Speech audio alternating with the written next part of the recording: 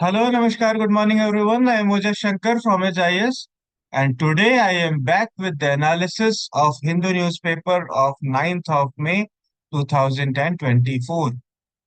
आज फिर से हम लोग देखेंगे कि कौन कौन से इंपॉर्टेंट आर्टिकल्स हैं द हिंदू न्यूज़पेपर में जिनके मदद से हम लोग अपनी यूपीएससी जर्नी में prelims examination plus mains examinations में किस तरीके से इन आर्टिकल्स की मदद से क्वेश्चंस को सॉल्व कर सकते हैं, कैसे हम लोग एक्स्ट्रा एज पॉइंट्स ले सकते हैं, ये हम लोग इन आर्टिकल्स के एनालिसिस से देखेंगे। तो आज कुछ आर्टिकल्स हैं जो मैंने फाइंड आउट किए हैं, जो मैंने देख लगा है मुझे ये हमारे लिए इम्पोर्टेंट हो सकता है। उन आर्टिकल्स में हम लोग डिस्कशन करेंगे। ओके, तो आज के पहले आर्टिकल्स कौन कौन से हैं, ये वाला आर्टिकल देख लेते हैं हम लोग। तो सबसे पहले एलपीजी प्राइस हाइक्स पे बात होगी। सोशियो इकोनॉमिक इफेक्ट क्या है, सोशियो इकोलॉजिकल इफेक्ट क्या है, इस पे हम लोग पहले डिस्कशन करेंगे। दूसरा आर्टिकल हमारा इन्फ्लेशन से रिलेटेड है। हमारे जो चीफ इकोनॉमिक एडवाइजर है उन्होंने कुछ कहा है इन्फ्लेशन को लेके, उस पे बातें होंगी। उसके बाद रेमिटेंसेस पे बातें होंगी। और चौथा ये एक लोकेशन है, काफी इंपॉर्टेंट लोकेशन है और इसके साथ कुछ कॉन्सेप्ट्स है एल नीनो का, उसके बारे में भी हम लोग बात करेंगे। ठीक है, तो कौन सा टॉपिक प्री में इंपॉर्टेंट है, कौन सा मेंस में इंपॉर्टेंट है, ये मैं आप लोगों को साथ साथ बताते चलूंगा। आपको इस पे ध्यान देना है कि हमें कौन सी चीज किस तरीके से समझनी है। ओके, तो पहला आर्टिकल जो है कि socio ecological effect of LPG price hikes. मतलब देखिए क्या है सोशियो इकोलॉजिकल इफेक्ट।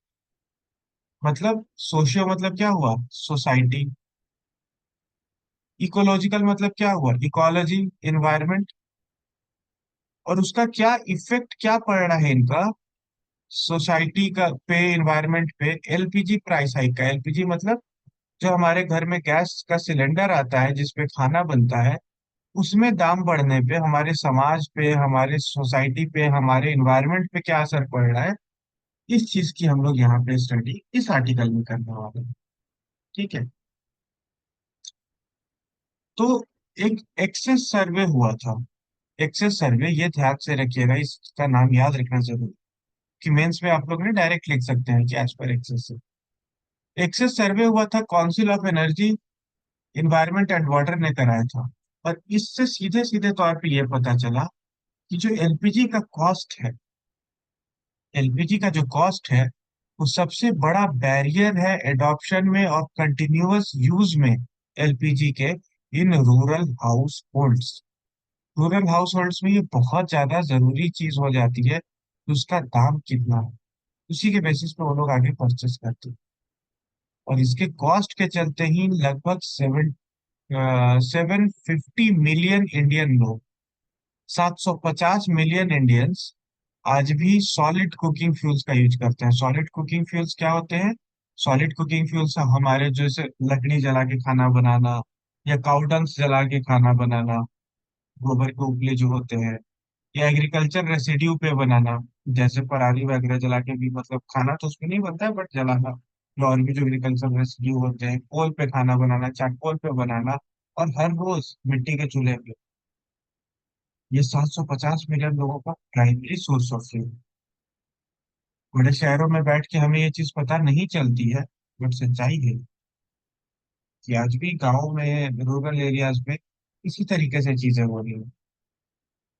अब सोचिए आप कि एलपीजी जो ऑलमोस्ट स्मोकलेस है, जो ऑलमोस्ट स्मोकलेस है, जब उसपे खाना बनता है और छौंका लगाते हैं, तड़का लगाते हैं, तो इतना ज्यादा धुआं उठता है कि आपको खांसी आने लगती है, छींके आने लगती है। अब अगर कहीं पे ये सॉलिड फ्यूल पे बन रहा होगा तो पहले तो इसका धुआं प्लस छौका का धुआं, कितना गंदा हालत हो जाता होगा घर का, किचन। लेकिन फिर भी लोग बना रहे हैं, क्यों बना रहे हैं, क्योंकि उनके पास पैसे नहीं है एलपीजी सिलेंडर खरीद पाने। ठीक है, अब यहाँ पे बताया गया कि गवर्नमेंट की कौन कौन सी कैसी कैसी इनिशिएटिव्स रहे हैं। तो गवर्नमेंट की इनिशिएटिव्स है कि राजीव गांधी ग्रामीण ग्रामीण एलपीजी वितरक स्कीम करके है। हाँ, राजीव गांधी ग्रामीण एलपीजी वितरक स्कीम, ये 2009 में लॉन्च हुई थी। कि रिमोट रूरल एरियाज में एलपीजी को हम लोग बांटेंगे, सिलेंडर्स को बांटेंगे। और 45 मिलियन न्यू एलपीजी कनेक्शन लगे भी 2010 से 2013 के बीच। उस समय कांग्रेस की सरकार थी, उस समय लगे भी, बट वो स्कीम अच्छे से चल नहीं पाई। उसमें आगे कंटिन्यूअस चीजें ढंग से नहीं कर पाई गवर्नमेंट। फिर डायरेक्ट बेनिफिट ट्रांसफर हुआ एलपीजी का पहल स्कीम के अंडर में। 2015 में जब मोदी गवर्नमेंट आई, मोदी जी की, तो वहां पहल स्कीम लाई गई कि डायरेक्ट आप सिलेंडर जो है जितने रुपए का बिक रहा है उतने रुपए का ही खरीदेंगे और आपके अकाउंट में पैसे चले जाएंगे। ये डायरेक्ट बेनिफिट ट्रांसफर हुआ। और 2016 में डायरेक्ट होम रिफिल डिलीवरीज हुआ। तो पहले मुझे याद है जब हम लोग छोटे थे तो गैस एजेंसी जो होती है उनके सामने लंबी लंबी लाइनें लगती थी सिलेंडर लेने के लिए। अब है कि ये कॉल पे सिलेंडर आ जाता है, ये चीज में तो इम्प्रूवमेंट हुआ है। But what about the cost? Cost बहुत ज्यादा बढ़ गया। पहले 300 200, मतलब 200 तो नहीं, बट मुझे ध्यान पे है कि मैंने 350 रुपये का सिलेंडर खरीदा है। अभी लगभग 1000 रुपये का सिलेंडर। तो इस प्राइस के चलते बहुत सारे लोग इसको अफोर्ड नहीं कर सकते। बट बाद में scheme I give it up scheme, जहाँ पे 10 मिलियन से ज्यादा लोगों ने अपनी सब्सिडी छोड़ दी। कहा कि हमें सब्सिडी नहीं चाहिए, जो बिलो पॉवर्टी लाइन लोग हैं उन लोगों को दीजिए। और इसका बहुत अच्छा इम्पैक्ट भी पड़ा, एक सोसाइटी पे भी इम्पैक्ट बहुत अच्छा पड़ा कि देखिए जिनके पास जो सम्राट हैं वो कैसे गरीबों के लिए मदद कर सकते हैं हमारे समाज में। और उसके बाद आया हमारा प्रधानमंत्री उज्ज्वला योजना। उज्ज्वला योजना जो है कि install LPG connection in 80 million below poverty line house hold by 2020। और 80 मिलियन घरों में सिलेंडर पहुंचाया गया, और जिसका 200 रुपये सब्सिडी सबको दिया जाता। ठीक है। जिसको बाद में बढ़ा के 300 रुपये भी किया गया। बट इसमें भी क्या इशू आ रहा था कि पहले तो इनिशियली लोगों को इतने रुपए लगाने पड़ेंगे, 800 रुपये का पकड़ लीजिए सिलेंडर है अगर। पहले तो 800 रुपया दो, फिर 300 रुपये वापस आएंगे, 500 रुपये का सिलेंडर होगा। बट वो इनिशियल 500 देने के लिए लोगों के 800 देने के लोगों के पास पैसे नहीं थे। ये बहुत बड़ा इशू हो गया। इवन 500 का सिलेंडर भी अफोर्ड कर पाने के लोगों के पास पैसे नहीं थे। ये इशू तो बहुत ज्यादा हुआ इस चीज का। ठीक है। इंडिया का जो है, और यहाँ 2022 के न्यूज के हिसाब से पहले कि इंडिया में जो है बहुत महंगा सिलेंडर है। मतलब of the 54 countries whose LPG prices were available, those in India were reportedly the highest, around 300 रुपये पर लीटर। इंडिया में बहुत महंगा है एलपीजी का। और इस चीज का इफेक्ट क्या पड़ता है कि गवर्नमेंट कितनी भी सब्सिडी दे ले, थोड़ा बहुत तो मतलब बर्डन लोगों के ऊपर आ ही जाता है। और जो गरीब इंसान है इंडिया में, लगभग 26 मिलियन लोग जो है वो बिलो पॉवर्टी लाइन पर मौजूद है। मतलब जो मल्टीपल पॉवर्टी इंडेक्स में आते हैं। अब इन लोगों से आप एक्सपेक्ट कीजिए कि महीने का ये 500 800 रुपये सिलेंडर पे लगा दे, तो ये चीज नहीं हो पाएगी। बहुत मुश्किल है। ठीक है। यहाँ पे केस स्टडी दी है। केस स्टडी में क्या है कि एक अरुण कुमार छेत्री हैं, ऑथर है, इन्होंने एक कोई सर्वे किया था जलपाईगुड़ी डिस्ट्रिक्ट है वेस्ट बंगाल। यहाँ पे ये जो इलाका है ना, ये टी प्लांटेशन के लिए काफी फेमस है। यहाँ पे सर्वे किया था इन्होंने कि टी सेटलमेंट के आसपास रहने वाले जो लेबरर्स हैं, ये लोग हैं, उनसे जाके सर्वे में कि भाई किस तरीके से आप देखते हो फ्यूल के रिक्वायरमेंट को कैसे फुलफिल करते हो, और गवर्नमेंट की स्कीम्स को किस तरीके से देखते हो। तो वहां पे ये इन्होंने क्या मिला कि फॉरेस्ट फ्यूल पे ही ज्यादातर लोग डिपेंडेंट हैं। मतलब फॉरेस्ट से ही लकड़ियां इकट्ठा करके ला रहे हैं और उन्हीं पे अपना खाना बना रहे हैं। अब देखिए दो चीजें इसके चलते नुकसान। आपने फॉरेस्ट से लकड़ी लाई, ठीक है, एक तो उस पे आपने कुकिंग की, दूसरा वहां से उड़ लिया। एक तो इसके चलते फॉरेस्ट को हार्म हो रहा है, और इसमें जो स्मोक निकल रहा है, इस स्मोक के चलते क्या हो रहा है, जो भी लोग आपके घर में हैं का इनसाइड हाउस, सभी लोगों का पॉल्यूशन के चलते हेल्थ इश्यूज आ रहे हैं। आएंगे ना, अब उतना ज्यादा धुआं में कोई रेगुलरली रहेगा तो उसको हेल्थ इश्यूज तो आने तय है। तो ये दो इश्यूज इस चीज के चलते क्रिएट, ठीक है। और ये देखा गया कि कॉस्ट ऑफ कमर्शियल सिलेंडर जो है उसके चलते लोग नहीं यूज कर, और 38.5 मतलब ऑलमोस्ट 40% लोग वहां पे बिलो पॉवर्टी लाइन थे। जो डेली वेजेस लेबर थे टी गार्डन में 250 रुपये रोज कमाते थे। और वैसे लोग से आप एक्सपेक्ट नहीं कर सकते हो कि वो 1000-1200 रुपए का सिलेंडर खरीदे। और जब वो नहीं खरीदते हैं तो देखिए इकोलॉजी पे क्या इफेक्ट डालता है। इकोलॉजिकल हार्म, फॉरेस्ट में कमी, दूसरा हेल्थ इश्यूज, सांसों पे इशू। अब ये जब हेल्थ इश्यूज क्रिएट होगा तो क्या होगा, out of pocket health expenditure. अब यहाँ पे हेल्थ एक्सपेंडिचर इनको फालतू का करना पड़ेगा ना इस चीज के चलते। अब जब ये हेल्थ एक्सपेंडिचर होगा तो ये बाकी कहीं और से पैसे काटेंगे, तो एजुकेशन ढंग से नहीं होगा। तो ये सारी चीजें किस तरीके से जुड़ी हुई है, ये आपको समझने की जरूरत है। और क्या इश्यूज आते हैं, जब ये लोग फॉरेस्ट लकड़ी लेने गए तो हो सकता है ना कि वाइल्ड एनिमल से इनका इनकाउंटर हो जाए। ये भी एक बहुत बड़ा इशू है। और इन्होंने मार्क किया कि इस इन सारी चीजों के बावजूद भी, इतने सारे ड्रॉबैक्स के बावजूद भी, लोग साल में दो से ज्यादा एलपीजी सिलेंडर्स नहीं फिल करवा रहे हैं। जब पीएम उज्ज्वला योजना आया था तो बहुत सारे लोगों ने तुरंत फ्यूल रूट से एलपीजी पे शिफ्ट किया, बहुत सारे लोगों ने शिफ्ट किया। बट उसको रिफिल नहीं करा पाने के चलते उन लोगों का जो वापस से वो लोग फ्यूल रूट पे चले गए, क्योंकि उनके पास पैसे नहीं है रिफिल करा पाते। और इस फ्यूल रूट पे शिफ्ट होने के चलते इशू क्या हुआ कि ट्री डेंसिटी एरिया में कम होने लगी, प्लांटेशन कम होने लगे। मल्टी स्टेक होल्डर मीटिंग जो है वो करके इन सारी चीजों के लिए कितना भी अवेयरनेस फैलाने की कोशिश हुई, लेकिन वो चीजें ढंग से काम नहीं कर पा रही। इसलिए इन सेक्टर्स में गवर्नमेंट को ध्यान देना पड़ेगा, और ये एक सीरियस इशू है। इस तरीके से इसमें जो है कि आपने देखा होगा इस आर्टिकल में कि एक व्यू बताया गया है कि किस तरीके से इकोलॉजी पे और इन्वायरमेंट पे और प्लस लोगों की सोसाइटी पे, मतलब अब आप गुड़गांव के किसी डीएलएफ के अपार्टमेंट में रहने वाले लोग, कोई डीएलएफ की सोसाइटी में रहने वाले लोगों से एक्सपेक्ट नहीं करोगे कि वो फ्यूल वुड पे या कोल पे खाना बनाएंगे। उनके लिए ना वो बारबेक्यू करना एक, मतलब काइंड ऑफ हॉबी हो। या कभी कभी पिकनिक कर रहे हैं या कोई पार्टी कर रहे हैं तो बारबेक्यू कर लिया।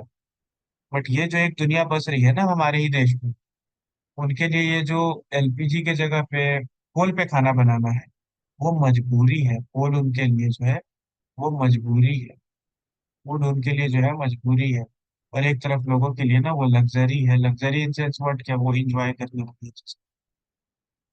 ये दोनों फर्क है, एक ही जगह एक ही देश में, ये इनइक्वालिटी है हमारे देश में जो एग्जिस्ट करती है। और ये आर्टिकल मेनली इसी चीज पे फोकस भी था। इस चीज पे गवर्नमेंट को ध्यान देने की जरूरत है कि कुकिंग फ्यूल पे कैसे हम लोग एक बढ़िया वे फॉरवर्ड निकाल सके, कैसे एक वायबल रास्ता निकाला जा सके। ठीक है। Now moving to next article of the day. Next article क्या है कि जो हमारे देश के chief economic adviser P Anantha Nageswaran ji, इन्होंने क्या कहा है, इन्होंने कहा है कि हमारे देश का जो इन्फ्लेशन है, इन्फ्लेशन मतलब क्या, महंगाई। इन्फ्लेशन जो है वो कोई नेस्टी अपसाइड सरप्राइज दे दे, ऐसा हम लोग एक्सपेक्ट नहीं करते। अब देखिए हम लोग यहाँ पे समझते हैं पहले इन्फ्लेशन क्या। इन्फ्लेशन मतलब हिंदी में अगर सिंपल शब्दों शब्दों में समझे तो होता है महंगाई। ठीक है। अब ये तो हमारा इकोनॉमिक टर्म्स में डेफिनेशन नहीं हुआ। इकोनॉमिक टर्म में क्या है कि एक पेन है, मान लीजिए ये पेन है। इस पेन का कॉस्ट 2011 में, 2011-12 के सेशन में ये पेन का कॉस्ट 5 रुपए था। ठीक है। या इस पेन का कॉस्ट 5 रुपए अगर 11-12 में था तो अभी 2022-23 में या 2023-24 चल रहा है तो हाँ, 2023-24 में अगर इस पेन का कॉस्ट 5 ही रुपए रह जाता तो इन्फ्लेशन जो है वो नहीं बढ़ा। लेकिन अगर ये 5 रुपए की जगह 10 रुपए का पेन होगा, तो हम लोग क्या कहेंगे कि इन्फ्लेशन जो है वो डबल हो गया। क्या? ये होता है इन्फ्लेशन। अब ये इन्फ्लेशन डबल होने के पीछे ना, सॉरी, ये इन्फ्लेशन डबल होने के पीछे बहुत सारे कारण हैं। लेकिन मेजरली हम लोग दो तरीके से उन सारे कारणों को क्लासिफाई कर देते हैं। एक होता है कॉस्ट पुश, ठीक है, और दूसरा होता है डिमांड पुल।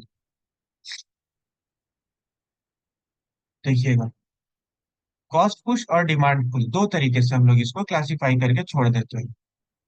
अब कॉस्ट पुश में क्या है कि पेन जो है, फॉर एग्जांपल अगर ये पेन है, तो ये पेन बनाने में कंपनी को कॉस्ट लगती थी 2011-12 के सेशन में 3 रुपए, ठीक है। डिस्ट्रीब्यूशन चार्ज मिला के हो जाता था 4 रुपए।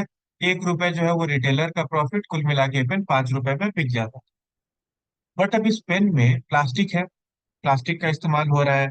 इस पेन के भीतर मान लीजिए कि रिफिल है, रिफिल में कुछ केमिकल्स लग रहे होंगे। ये स्प्रिंग है तो स्प्रिंग का कुछ कॉस्ट होगा। ये सारी चीजें होंगी ना इस पेन में। तो इन सारी चीजों का कॉस्ट बढ़ गया। मान लीजिए जो प्लास्टिक पहले कंपनी को 1 रुपए में मिलता था, वो प्लास्टिक अब कंपनी को 2 रुपए या 3 रुपए में मिल रहा है, ठीक है। तो अब 3 रुपए का प्लास्टिक, 1 रुपए का स्प्रिंग, 1 रुपए का केमिकल, 5 रुपए तो कंपनी को यहीं पे लग गए। प्लस लेबर चार्ज अलग से मान लीजिए 2 रुपए, तो 7 रुपए कंपनी को यहाँ लग जाए। डिस्ट्रीब्यूशन चार्ज जो पहले 1 रुपया लगता था वो 2 रुपया लगने लगा, तो 9 रुपया हो गया। अब 1 रुपया अगर रिटेलर अपना ले रहा है तो जाके पेन का कॉस्ट जो है वो 10 रुपया बन जा रहा है। और ये क्यों हुआ? क्योंकि कॉस्ट ही बढ़ गई पेन की। उसका जो मैन्युफैक्चरिंग कॉस्ट था, उसके बैकएंड पे जो मैन्युफैक्चरिंग का कॉस्ट था, वो कॉस्ट ही बढ़ गया, ठीक है। और उस कॉस्ट बढ़ने के चलते ये पेन का दाम बढ़ा, इन्फ्लेशन इंक्रीज हुआ।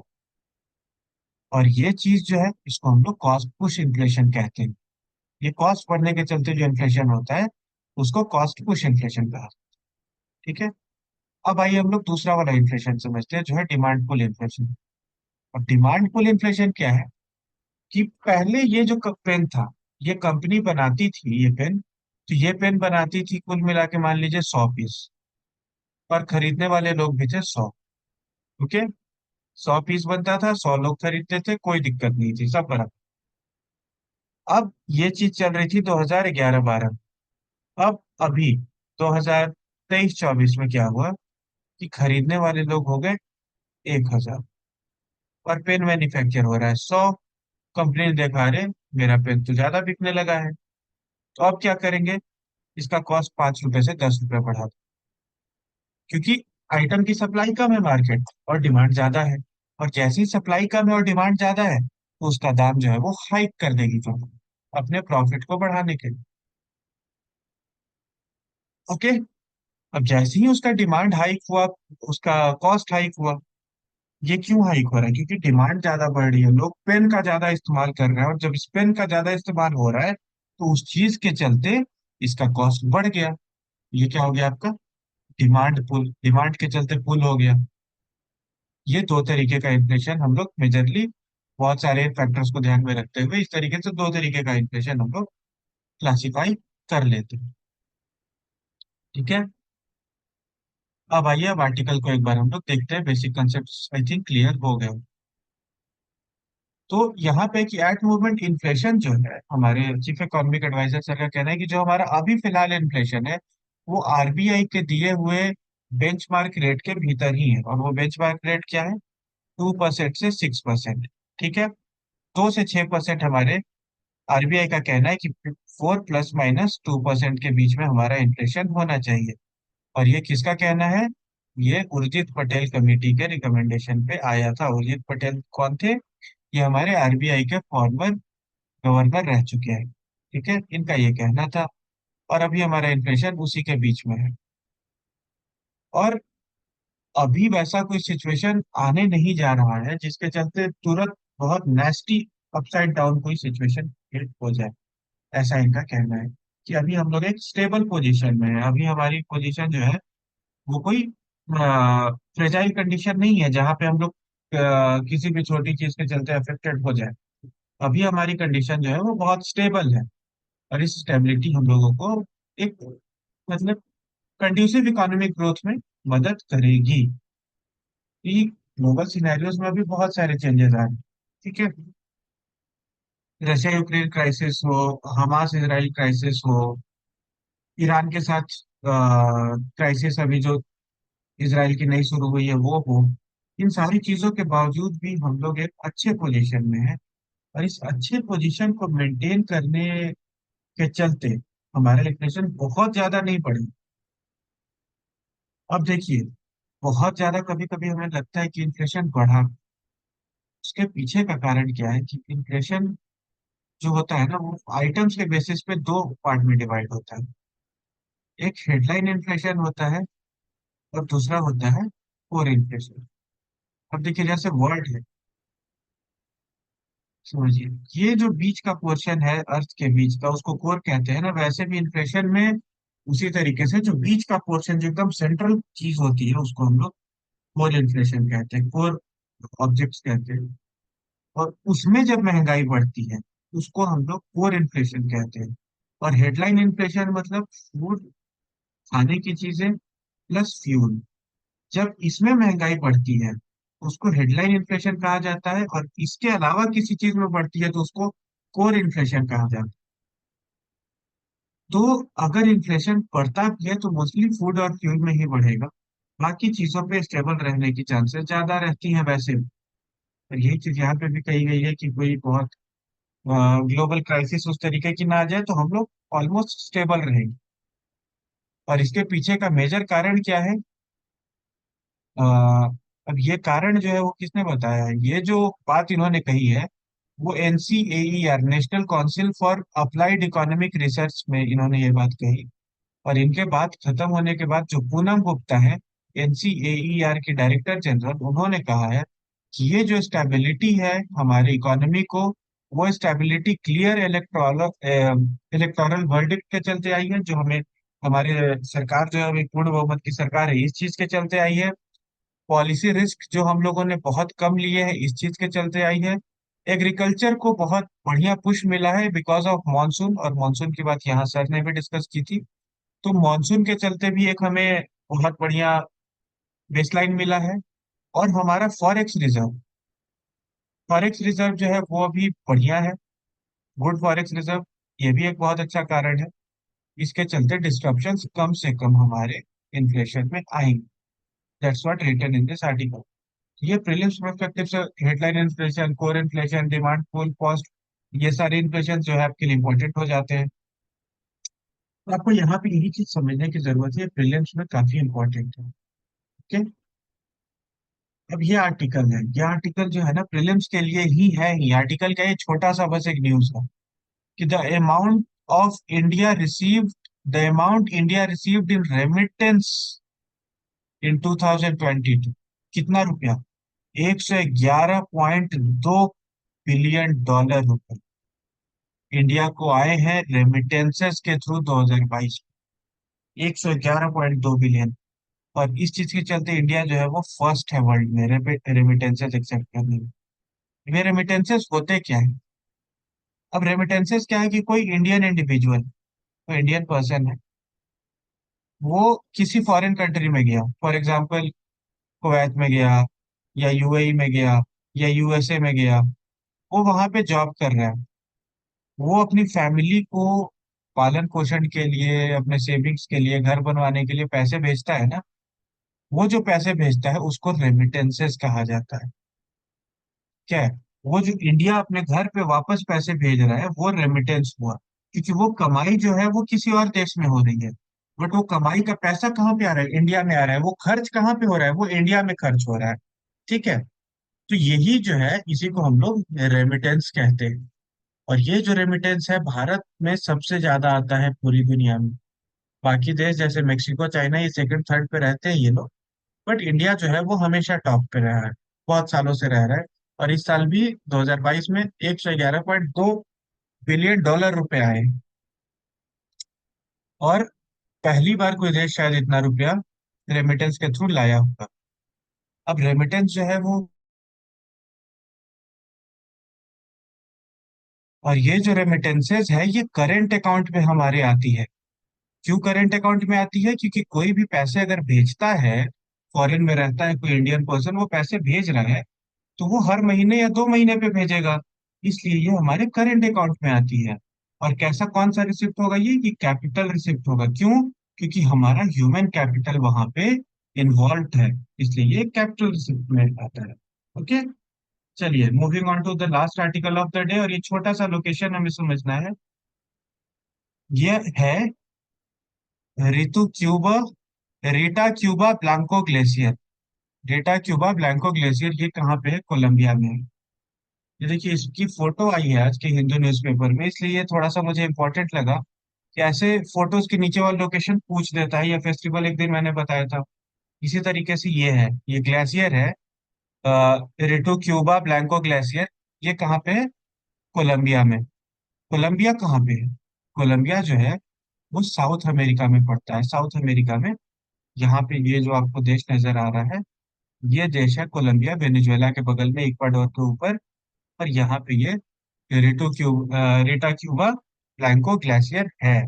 ठीक है, तो आपसे वो फॉलोइंग पेयर वाले में पूछ सकता है कि सेलेक्ट द करेक्ट पेयर, तो उसमें रीटा क्यूबा ब्लैंको ग्लेशियर दे देगा, तो आपको ध्यान रखना है कि वो कोलंबिया में था। ठीक है, और ये जो ग्लेशियर है कोलंबिया का, ये हाईएस्ट पीक है वहां का। लेकिन वहां पे हमेशा जो बर्फ की चादर बिछी रहती थी, पूरा ग्लेशियर जमा रहता था, वो ग्लेशियर जो है वो पिघल गया है अभी। और अभी इतना ज्यादा क्यों पिघला है? Because of the brutal El Nino phenomena melted it and exposed it to गिगेटिव क्रेसवेस। मतलब ये इतना ज्यादा वहां पे अभी तगड़ा एल नीनो आया है, जिसके चलते वो बर्फ की जो चादर है ग्लेशियर पे वो पिघल गई है। अब एल नीनो क्या होता है? एल नीनो पे मैंने एक लेक्चर में बहुत डिटेल में डिस्कशन की थी कि पैसिफिक ओशियन में जब हीट इफेक्ट होता है, इसके उसके चलते अलग अलग वर्ल्ड के पार्ट्स में उसका साइड इफेक्ट या पॉजिटिव इफेक्ट जाता है। इस साल इंडिया में एल नीनो नहीं है, पिछले साल था, तो इसलिए यहाँ बारिश कम हुई थी। अब इस बार हमारे यहाँ लानीना शिफ्ट हो गया है, और साउथ अमेरिका में एल नीनो चला गया है। और इतना ब्रूटल गया है कि ग्लेशियर तक पिघल जा रहा है, मतलब इतनी ज्यादा वार्मिंग है वहाँ। ओके, तो ये हमें एल नीनो का फेनोमेना हमेशा से यूपीएससी के लिए एक फेवरेट टॉपिक रहा है। इसलिए हम लोग किसी दिन एल नीनो पे बढ़िया डिस्कशन एक फिर से एक किसी वीडियो में करेंगे। अभी आप लोग एल नीनो को एक बार खुद से पढ़ भी लेंगे, और सबसे ज्यादा इंपॉर्टेंट है ये रीटा क्यूबन ब्लैंको ग्लेशियर जो है, इसका लोकेशन याद रखना है बस, ये कोलंबिया में। ठीक है, रेमिटेंसेस के बारे में हम लोगों ने समझा, प्रेजेंट प्रोस्पेक्टिव तो बहुत इंपॉर्टेंट, ग्लेशियर बहुत इंपॉर्टेंट, इन्फ्लेशन बहुत इंपॉर्टेंट, और ये जो टॉपिक था हमारा एलपीजी वाला, ये है मेंस प्रोस्पेक्टिव का टॉपिक। ओके, तो इस तरीके से हम लोग आज के सेशन को खत्म करते हैं। कल फिर इसी टाइम पे आपसे मिलता हूं मैं, कल के हिंदू न्यूज़पेपर के एनालिसिस के साथ। तब तक के लिए have a great day, signing out.